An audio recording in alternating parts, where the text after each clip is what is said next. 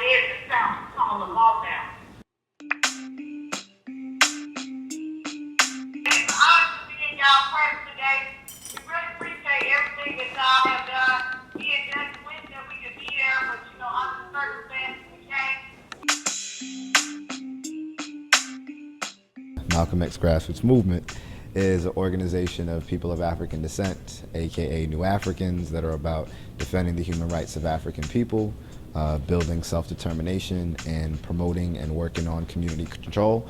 One reason that we're here today to speak about the Scott Sisters is to expose the whole issue of the over-incarceration of women, and particularly women of color.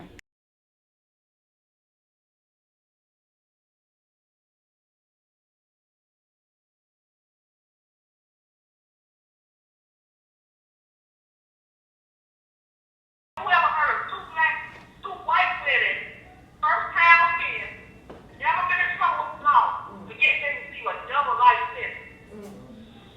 I know white women in prison houses that killed their babies, but then none of them have the time that Gladys and I had. None of them. None of them. Not even a murder.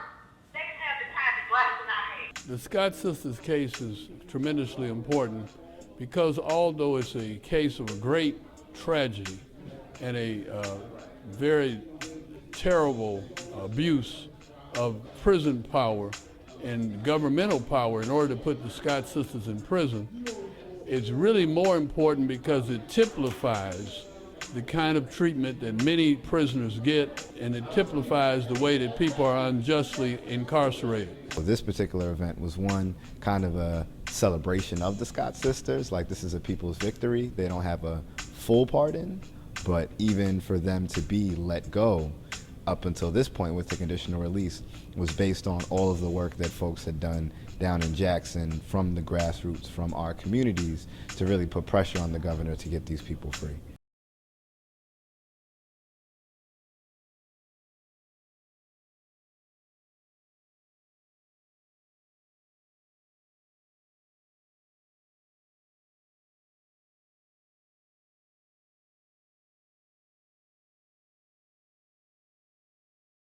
But this is a tragic thing. Had she not been put in prison, she probably never would be in a position now where she has been subjected to dialysis for the last several years and in need of a kidney transplant. Had she not been put in prison, they never would have lost 16 years of their very valuable life and 16 years of their family, 16 years with their children, and been strangers to some extent to some of their children because they went in prison when they were very young. Nearly 2/3 of women in prison are mothers.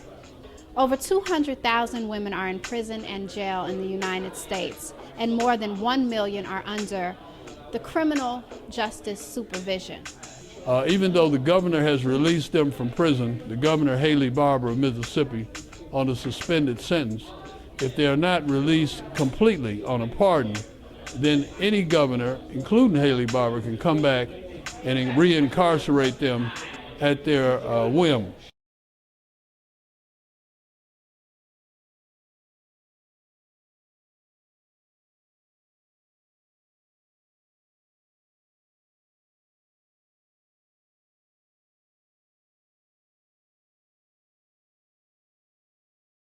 They're on parole, so they actually have to pay their parole department to quote-unquote supervise them. They've never now been convicted of anything except this, and so they really don't have a need to be supervised. What happens to us and to other people, it makes you want to fight harder to change, because so much wrong going on, PAs and judges. Part of defending the human rights for our people at times means we have to go to bat for them with the law, we have to go down south and do rallies, and then there are times where we have to do fundraisers.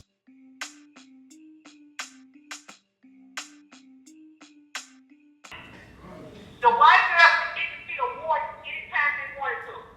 If one of us gets to see the award, write them a letter.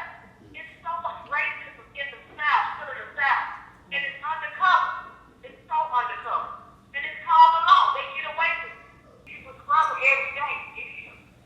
My own police September the 15th, and I get to meet y'all